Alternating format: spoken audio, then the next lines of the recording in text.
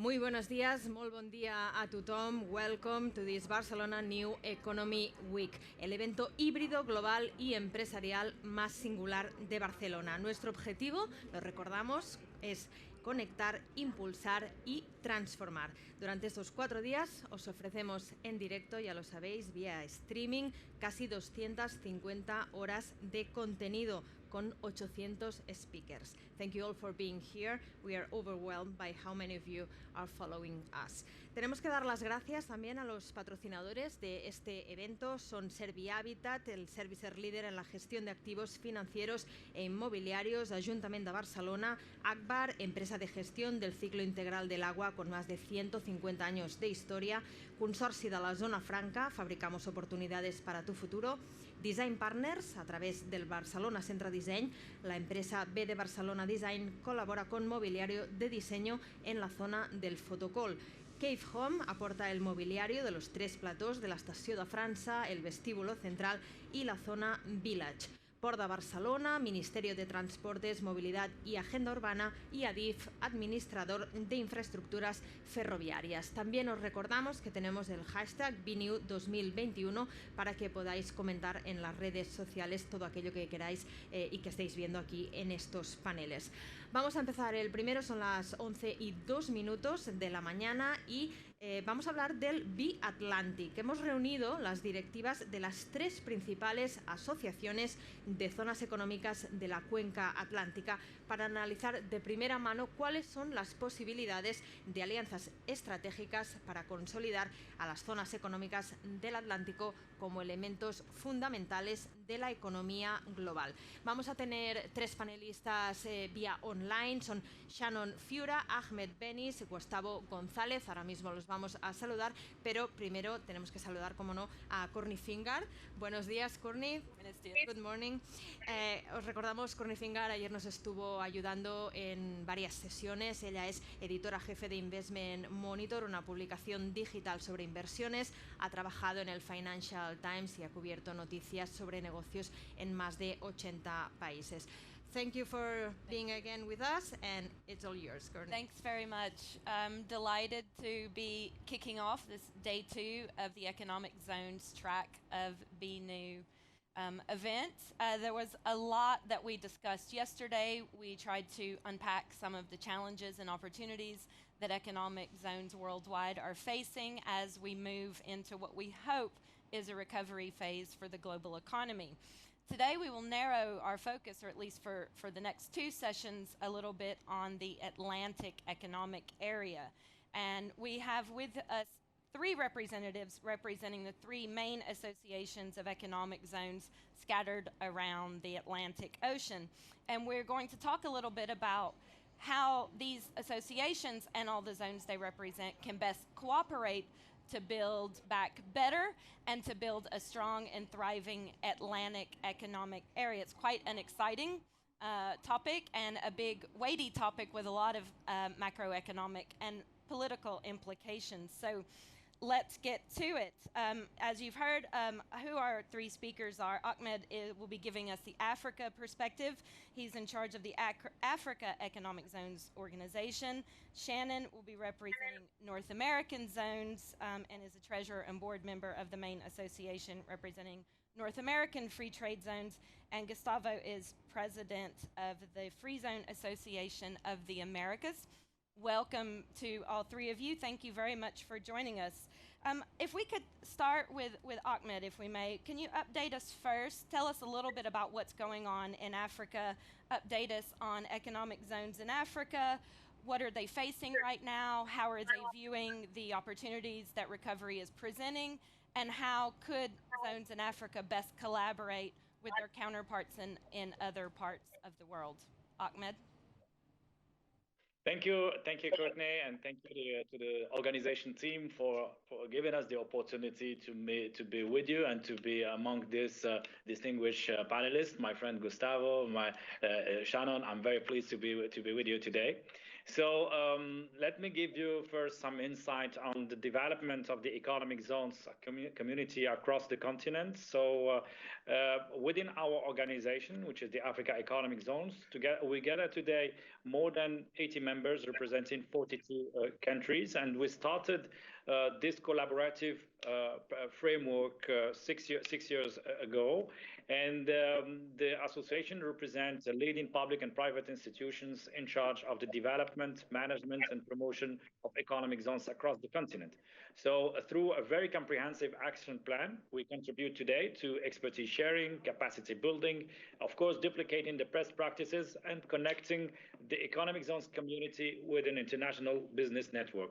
We cooperates closely with a large number of international institutions, the African Union, the CFTA, which is the Continental Free Trade Agreement Secretariat, the UNIDO, the UNECA, World Trade Organization, the African Development Bank, the World Bank, the International Trade Centers, the UNCTAD, and of course with our partners in the European Union as well as our American partners. So we every 2 years we develop the African Economic Zones Outlook, which is a comprehensive database of experience, lessons learned, and best practices that provide us an assessment of the key performance indicators along with the effectiveness of the SEZ in the delivery of the expected and achieved economic benefits that we aim to within the continent. And as of today, there are more than 203 operational economic zones across the continent and 73 projects that have been announced for completions. Northern Africa accounts for the largest share, almost 30%. Then the Eastern African part comes second with 26%, Western Africa 24%, and 15% for Southern Africa, and 6% for the Central Africa. And the SEZ today are found in more than 47 countries out of 54 economies across the continent, with the highest number in Morocco, Nigeria, and more than 146,000 hectares has been dedicated to the implementation of the economic zones facilities, with more than 50% that has been assigned to agro-processing in Western Africa. And since its inceptions, the economic zones have given a significant boost to attract FDI, to create an attractive investment conditions, and support job creation. And over the past 5 years, 60 million jobs have been created in agro-processing, industrial fields, and services. And the SEZ have also led to the export diversification, promoting regional trade and stimulating the industrial spillover effect and clustering. But when analyzing the framework in which the SEZs operate today, there are three business models that has been identified within the continent: the public, private, and the PPP partnership. So the PPP, of course, operated SEZ are the most common model in the continent, accounting for more than 40% on the total, and the public model represents 32%, and the remaining 28% for the privately owned operated. So the SEZ today is used by the African government, the African leaders, as the expression of the implementation of the new industrial policies, leading to rebalance import and export activity toward a growth-based policy, serving the domestic markets on one side and also the regional demand. So it is accordingly viewed as a strategic instrument that would definitely accelerate the Africa's economic diversification, that will embrace everyone: the private sector, the public sectors, the women, youth, and many more. And the significant growth of the economic zones within the continent is a part of the new wave of the industrial policy and the response to the trade globalizations. And the SEZ are increasingly playing a key role in Africa's industrial transformation and its economic growth. And for policymakers, institutional investors, international financial institutions, it is crucial that the economic zones performance is to be accelerated. A few words about the Continental Free Trade Agreement, because it's definitely one of the main accelerators for the industrial development, for trade development across the continent. So this agreement today, with a market of $2.5 billion forecast a boost of 50% of the intra-African trade to reach up to $16 billion, and this will cover several areas of interest for the for SEZ operators. And this Continental Free Trade Agreement will lead to the fact that Africa will become one of the leading markets at a global level. So for us, it's a good demonstration that is made by the countries that have well established the SEZ program and the manufacturing exports. The example of Morocco, the example of South Africa with the automotive experience, and also Ethiopia with the success of the textile business and the garment industry is definitely the proof that the CFTA can fulfill its potential in diversifying, transforming the African economy in an inclusive manner, and also open many opportunities to international investors to work together. And on working together, I think that the BATLANTIC Alliance would be definitely a key accelerators, and it's a very good initiative that we definitely support. Collaborations build strong relationship, that's for sure, and we believe that's an exceptional impact that could be made through this collaboration between these regional organizations. Partnership are also an opportunity for the economic zones, for our communities to learn from each other, and it will definitely provide fresh perspective and insight into the new ways of achieving results. So this is it from my side, and I'm looking forward to your next questions. Thank you very much. It's clear that there is an enormous opportunity for economic transformation in Africa, as you mentioned, and a lot of prospect for growth in trade as part of the Continental Free Trade Agreement. What might challenge this success? What worries you as you survey the economic horizon?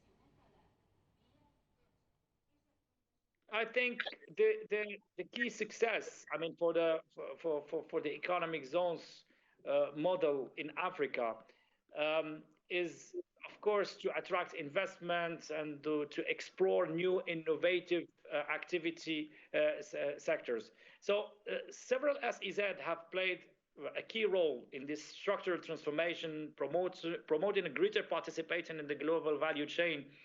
But for every successful project, multiple have not attracted the expected investment, and some have even ended in a costly failure. So with regards to this collaborative framework that we can build together with the other organizations, we believe that together we can offer new conditions for collaborations and partnership between the SEZ leaders, and it could lead to a further collaboration and partnership with the companies that are located within the SEZ itself. And this is what we have would be considered as one of our main objectives.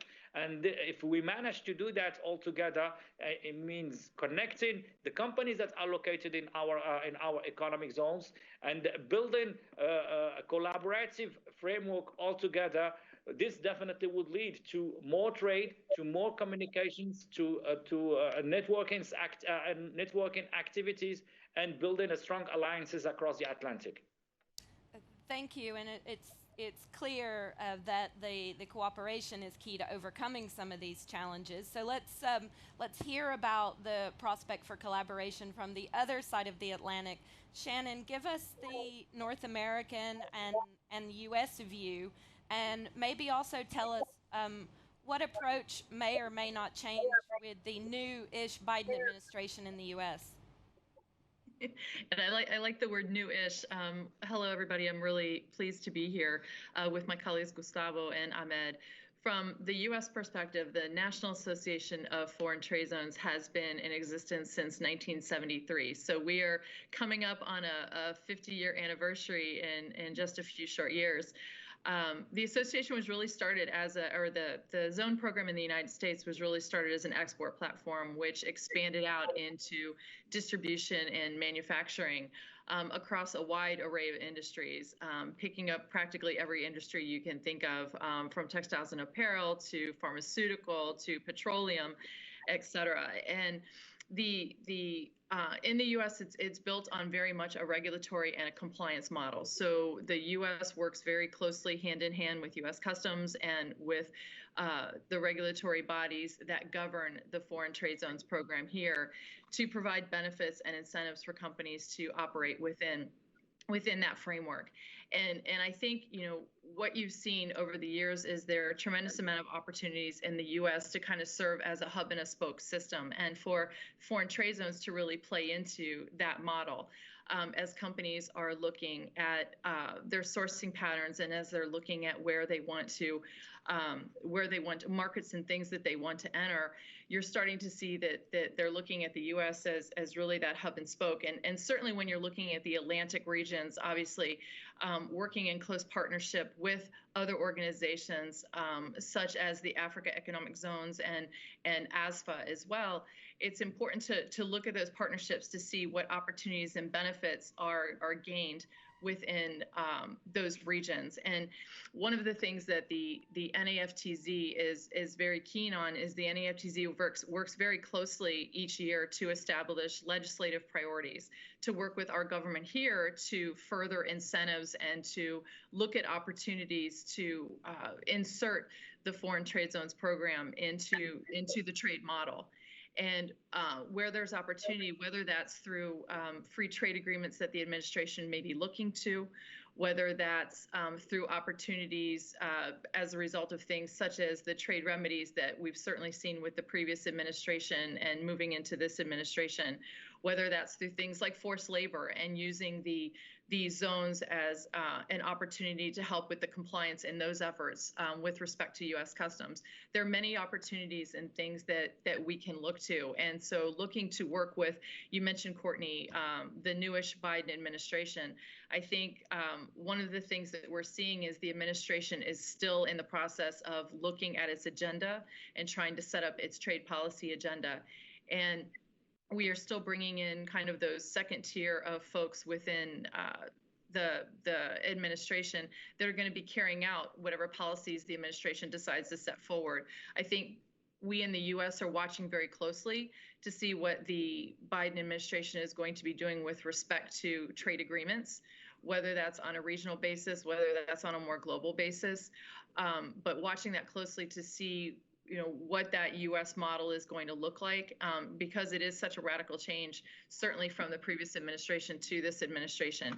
But I think there's such an enormous opportunity for foreign trade zones and free zones globally to work together. I think we've certainly seen through the pandemic and short supply and things of those natures, where companies are taking a step back and looking at their supply chains and trying to determine, do we need to rethink our footprint? Do we need to rethink our sourcing? And this is certainly giving the Atlantic a huge opportunity, because I think people are when they're looking at that and rethinking that model, they're looking at potentially bringing that closer to home. We've certainly seen with ports where we've had the congestion at the ports is starting to really affect the supply chain on a global basis. Bringing in goods from China, as an example, is becoming more and more difficult. You have the trade remedies, you have the port congestion. So it's a real opportunity for the zones along the Atlantic to really work together, as I mentioned, in that hub and spoke model, to really facilitate and streamline more their supply chains. This nearshoring trend that you're referencing, it has an obvious benefit to zones within the U.S. and also those in the near neighborhood. Could it possibly be at the expense, however, of zones elsewhere in Africa, for example, Asia and beyond? I think the difference is it's a difference in routing, and I think it's in terms of, you would have to look at the footprints of the companies that are taking advantages of zones globally. So potentially no, because you have, depending on where companies are situated and where they're located, certainly the routing models would work for them to take advantage more of the African zones, in that region, and then versus the Atlantic zones as well. So I think it's really a matter of companies stepping back and looking at their footprints to maximize their use of zones wherever they're located, right? So looking at their sourcing footprints and deciding, where the benefits really lie for them. So I really think there's opportunity for all. I think it's also important to look at different ways in which you can use foreign trade zones and provide extra benefits to the users of those foreign trade zones. That's something very important here in the United States, for example, with supply chain security. foreign trade zones in the United States are considered a best practice for supply chain security purposes.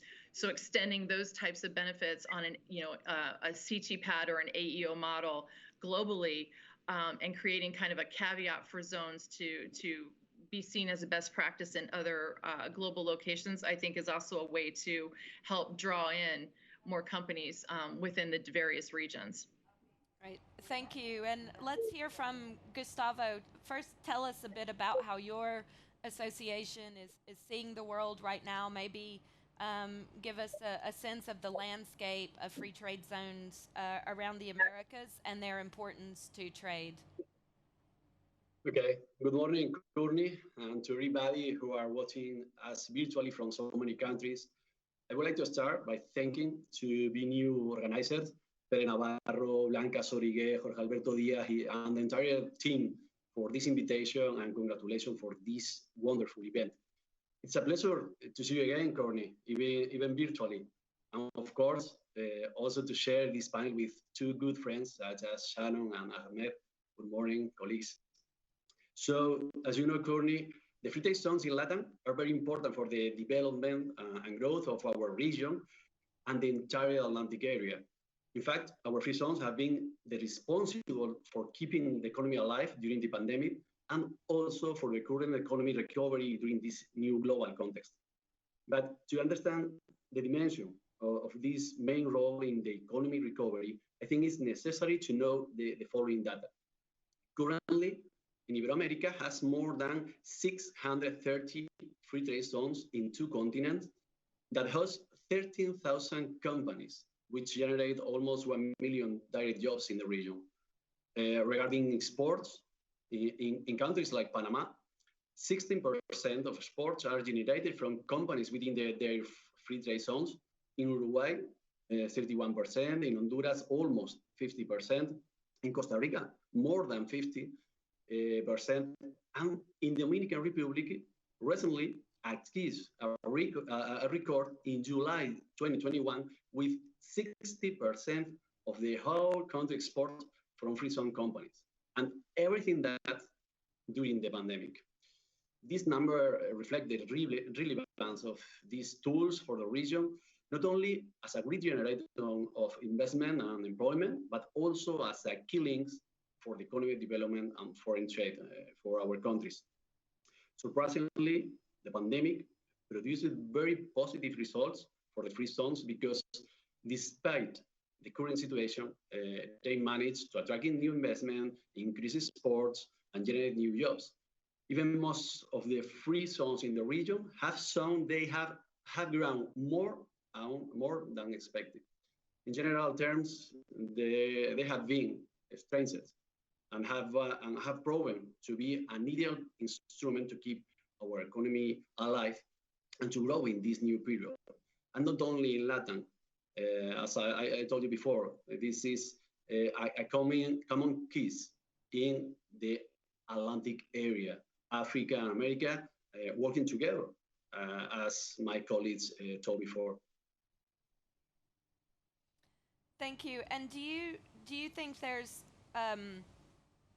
great willingness for cooperation? And if we're thinking about the recovery, I guess the potential for collaboration is based on how strong or healthy zones might be. So how have Latin American zones in particular reacted to and dealt with the crisis, and how are they managing their recovery? The global pandemic has been a real threat to all economies in the world. However, it has represented one of the biggest opportunities in the history of the free trade zones in the region, not only America, also the Atlantic region. I mean, the business relocation, and specifically nearshoring, because we know that currently, after the pandemic and the economic crisis and logistical weakness, many companies are considering changing the location for their production process, looking for new location and specifically to be closer to their suppliers and their customers. So, as I told you before, during this period of crisis, our free zones have been more active than ever, and there are 3 main consequences of this main trend of nearshoring. First, relocation of companies within the same country. Second, the new investments. And finally, expansion of business already installed in our countries.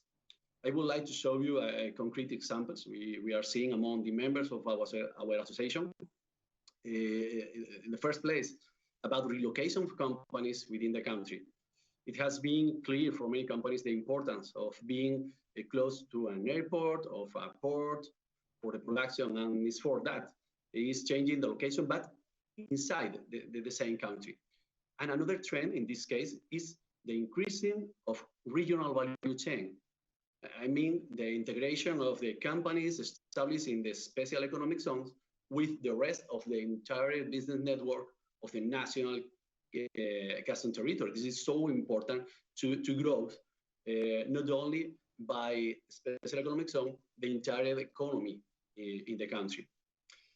About new investments, surprisingly, 2020 and the beginning of 2021 has been one of the years where free trade zones have received the largest number of foreign direct investment.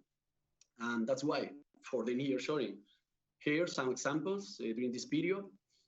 In Panama, approved the installation of 5 new free trade zones, expecting an investment for $21 million and creating more than 3,000 direct employment. Or Paraguay, who received the largest investment the country has experienced in its history, made by a biodiesel plant that will be operated under the free trade zone regime and will be exported mainly to Germany.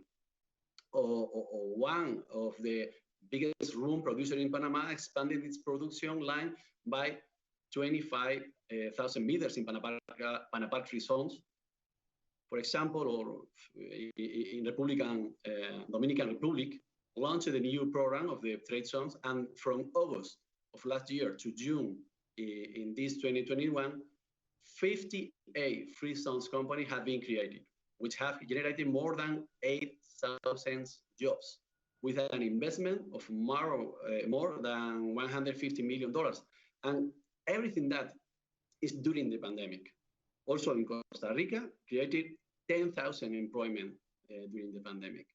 And finally, one example in the new technology economy, Google acquired 300,000 square meters in Parque de la Ciencia free zone in Uruguay in order to expand their data business in operation in Latin. So you can see this nearshoring is growing in our countries, attracting these companies, American, even Europe companies who are looking for a new location, many cases to work with United States. Thank you. Those are some encouraging statistics and exciting projects that you mentioned. I want to continue the discussion around nearshoring, but bring in Ahmed's perspective. Shannon mentioned, Ahmed, that it doesn't necessarily have to be a zero-sum game, and that nearshoring by, for example, American companies doesn't necessarily need to leave other places in the world out of the value chain. How do you view this trend and its implications for Africa? I think it's a tremendous momentum for Africa to catch those opportunities, taking into consideration the new wave of the global value chain. And the nearshoring today becomes, let's say, more and more relevant for the development of cross-border exchanges, and also for companies to expand their activities and also penetrate new markets, which is the case for some Americans today who are American companies who already have a footprint in Africa, addressing the African demand, as well as the demand of a market in a direct vicinity, in Europe, for instance, or the Middle East, out of their production base located in Africa. The nearshoring also have demonstrated a lot of let's say, a synergy that has been developed between the Northern African side and the European side, mainly in the automotive sectors. And the good demonstration is for the automotive sector, where many tier 1 and tier 2 suppliers are located today in Morocco, Tunisia, and Egypt, supplying OEM located in Spain, France, Germany, and so on.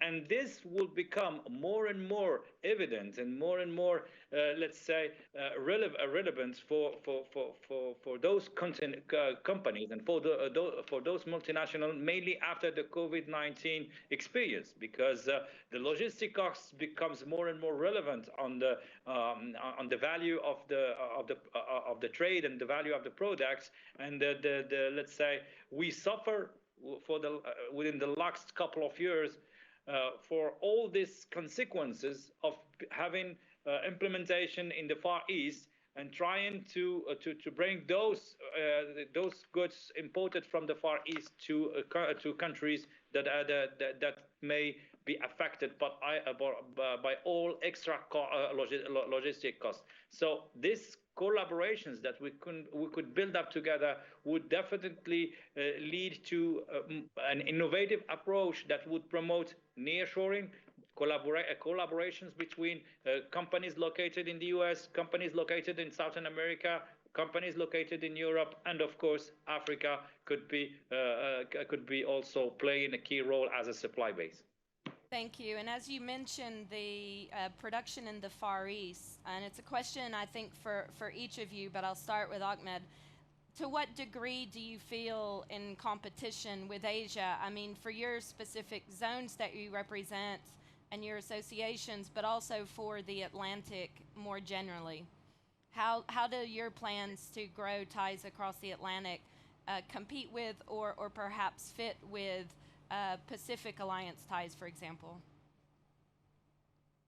I think that talking about the competition is not the right approach, because we also have strong partnership with Asian companies, and mainly the Chinese, who also invest in Africa, who also implemented industrial facility in Africa, addressing the demand of markets in the European market, the Middle Easterns, and also the American out of Africa. So I think it's a new change in the global value chain, and there is different opportunities that each country, each region can catch up, and the SEZ is the catalyst and is the trigger that could help this penetration, and that could help also facilitating trade between the different regions. So I'm not comfortable in talking about competition, but learning from other experience, making a good benchmark, and also focusing on what would bring an added value to these collaborations. And we believe that this collaboration through the BATLANTIC would be much more relevant to us. Thank you. And Shannon, what would be the U.S. view on this? And do you think that the Americas, Africa, and the Atlantic economic corridor will get much attention from the U.S. government? Because much was made years back of a pivot to Asia. Does a focus on Asia suck up a lot of the attention and political will? And how do you see this balance playing out? That's a great question. And, I think what we're seeing now is, the U.S. is in an interesting position because the U.S. bridges both oceans, right? So the challenge that we're seeing is to your point about the pivot to Asia, is now obviously with the political pressures that are coming to bear, you're seeing the pressure for the movement away, the pivot back away from Asia. And I think that you're going to continue to see that. I think there were folks who are coming in looking at a new administration as suddenly shifting policy and changing away from that, and you haven't seen that. Those issues still remain. Those issues are still there. You have the concern, obviously, the trade remedies still remain in place with respect to China. They are not going to be going anywhere anytime soon. They will remain. And you also have the concerns regarding potential transshipment. So people trying to transship through other countries in terms of trying to get their goods in from China. You also have challenge with logistics that I mentioned earlier with respect to port congestion. So again, another reason to look to pivot away from Asia. And the thing that I think that's important about this is really looking at companies are really looking for options. And I think this is an opportunity now that really companies have a chance to look more at that regionalization. They have an opportunity to look more. Ahmed talked about the OEMs versus the tier suppliers and where they're located. And that's why I think companies really are taking more a look at their footprint. And while they may not wholesale move away from an existing model that they have or have invested in, they want to see that they have options. And that's where I think the Atlantic can really step in and show that you have that opportunity to take advantage of the incentives and take advantage of the opportunities that those zones can provide. And that's where I think you're going to see companies really start to head, because we're moving on to several years now into, at least from the U.S. perspective, several years into the trade war, and there's no end in sight to it. And I think companies are it's starting to really that coupled with the pandemic is really starting to strap companies for a lot of their resources, and not to mention a lot of the investment and cash flow and other savings opportunities. So I think that's where you're really seeing that the U.S. and the other Atlantic zones, and Ahmed mentioned the African opportunity. It is very real, and it is there, and it's the opportunity to provide companies with the options to look at multiple areas of sources of supply for their organizations. Thank you. And Gustavo, is there anything you'd like to add to this conversation? I guess, first of all, do your zones see Asia and China in particular as a competitor or a partner? And if there's anything else you would like to react to of what you've heard from your colleagues here, please do. Okay. As my colleagues told before, I think we have not to speak about competition. We have to work all together and to attract the investment to our countries, working specifically between us, between United States, Africa, and America. But I think it's not the time to think about competition. For sure, we have is a reality. As we have told today, a large number of companies of North America and Europe are looking to bring their production back home or moving from China to other locations. This is a reality. So I would like to think only in this opportunity for us. It's not a competition. It's only if that companies are looking new location, we are here, and it's true. And the positive consequences of nearshoring for us are already here. It's a reality, but we must continue working to take advantage of this opportunity. And in this case, Courtney, I would like to explain more a few keys about this opportunity we have between us, because we have seen a complex number of factors that we determine if, when, and where to the companies want to relocate, including proximity to existing operation, access to logistic networks, access to technology implementation. So it's not only a competition between a region area, is only an opportunity for all. But we think this could be the key areas in which we want to work to attract these companies. In the first place, labor costs and availability. Currently, the human talent is the most important raw material, for sure, in the entire world. And the availability of a skilled workforce is often the top criterion in factory or services site selection. So then our question should be right now, which kind of companies, I don't know from where, but which kind of companies we would like in our country, and then we will know that kind of jobs we would like to offer. Because I think the availability of human talent is the main key to attract investors right now.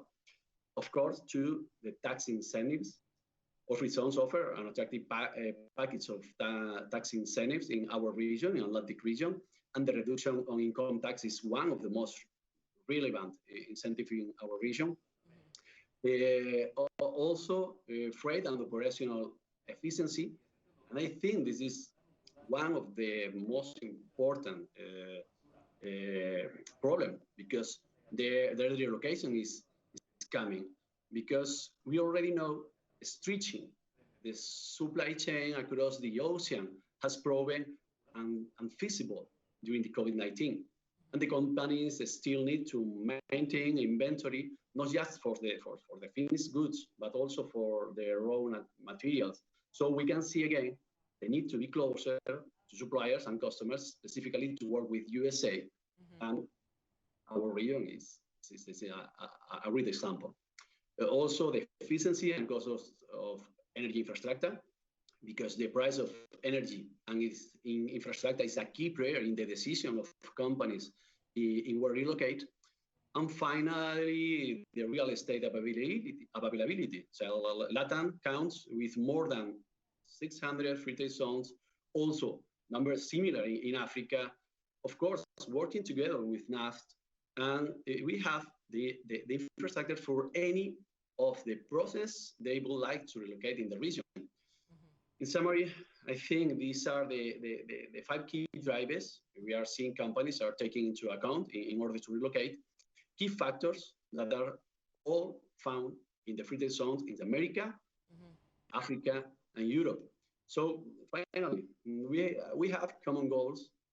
We have to work together, and we have talked about that for a long time.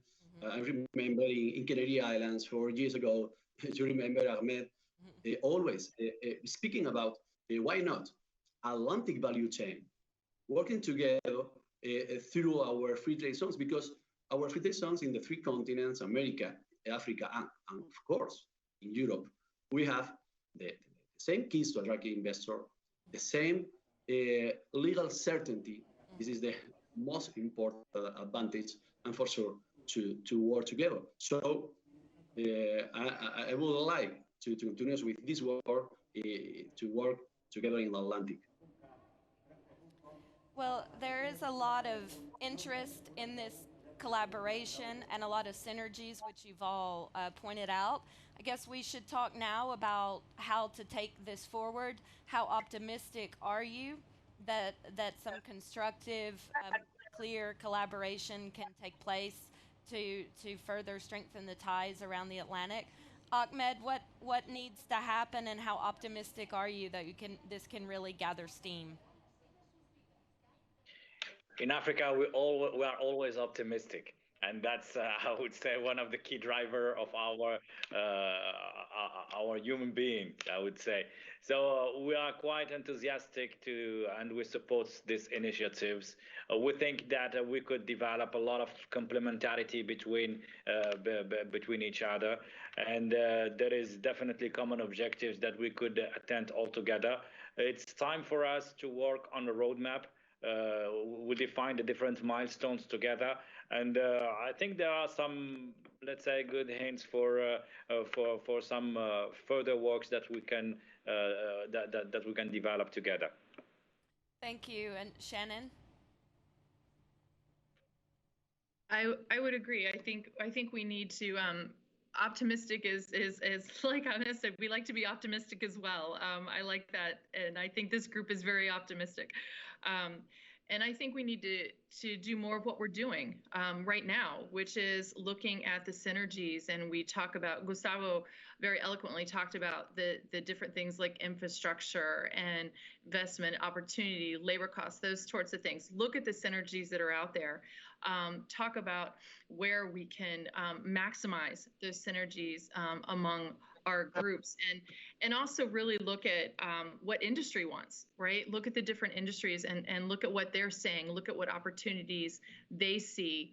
And Ahmed talked about the roadmap, and that really is what it is. It's creating a roadmap, but it's a roadmap based on where we see industry going and looking at the benefits and opportunities that each of our regions and each of our locations has, and also looking at maybe where we can talk about, for example, if there's an incentive that's provided for in Latin America, well, is that an incentive that can be provided in the United States and vice versa? So looking at ways to provide incentives that are seamless for industry and companies that are looking to utilize zones across the region. What might be some of the barriers that could be encountered in trying to deepen cooperation? I think from a U.S. perspective, I would say that some of the barriers that could definitely be encountered in that are obviously when you look at the legal component to this and the governmental component to this. It's making sure that we are getting in front of the governments. From the U.S. perspective, it's getting in front of our legislators. It's getting in front of the congressional representatives to understand why these synergies exist and how can we further them to further trade in the region. And I think that's crucial. I think you have to get in front of them so that they can then get in front of the full administration to look at policies and look at opportunities where we talked about free trade agreements earlier. Are there things that can be discussed if free trade agreements are on the horizon that can help benefit the zones? But I think that by far, to me, is the biggest barrier here from a U.S. perspective is just making sure that we can get in front of those, legislators to get the message out. And the only way to really do that is to act together. The associations need to act together in order to formulate that position that needs to be carried out as part of our message. Thank you. I want to circle back to Ahmed. Ahmed, I know you want to be the optimist here, and we need that, but if you were to put on a more pessimistic hat, what are the potential obstacles and barriers on the African side, and how would you overcome them? I will be mainly focusing on the challenges that we are facing internally. We have to improve the legal framework of our economic zones. That's for sure, and this is this is something that we have to work on. This will bring, let's say, will give a certain level of confidence to foreign investors. So this is one of our main priorities. We want also to get rid of all this, let's say, administrative paperwork and comply with the international standards. This is also one of the main challenges that we are working on together. Training our people, being at the level of expectation of our partners is also a key challenges within the African Economic Zones community. But I don't see really a barrier that is related to our capacity, because the will is there. We want to be more and more present on the global trade. We want to play a key role as an African community. We want to be, let's say, considered as one of the main stakeholders and not only a consumer. And this change of behavior and this change of of considerations has to go through confidence that we should develop together with our partners and work on, as you truly said, Shannon, the free trade agreement that exists already, the agreement, the AGOA agreement that exists with the United States. We do have some countries that already have free trade agreement with the US. We do have also agreements with Latin American countries, but we need to bring all these agreements to the next level and to the next steps, which give more confidence to investors, that will give more confidence to the multinational companies that wants to use the different locations in order to be more competitive in terms of value chain. Thank you. And so from what we're hearing, the will is certainly there. The opportunities are there. There are clear synergies that can be exploited for the ultimate benefit of the economies in which these zones are located, and importantly for the companies that might want to utilize these zones as locations from which to launch or grow their businesses. So there's a lot to do, some challenges, potential obstacles. As we mentioned, it's important to be realistic with such plans.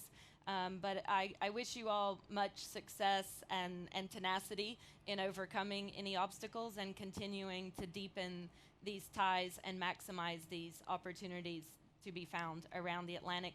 Thank you, all three of you, for sharing your insights and expertise. We're grateful. Some of the legal practicalities and some of the details that were alluded to in our conversation just now will be delved into in more depth in our follow-on sessions, so do stick around in 10 minutes for that. Thank you very much. Thanks, Courtney. Thank you so much. Have a good day. Thank you very much, Gustavo. Thank you very much, Ahmed, Shannon, and Courtney. For you, Shannon and Courtney, we're going to meet again in about 10 minutes in the next panel. A las 11 en punto, el siguiente panel, la segunda parte de ¿Por qué el Atlántico? En 10 minutos volvemos.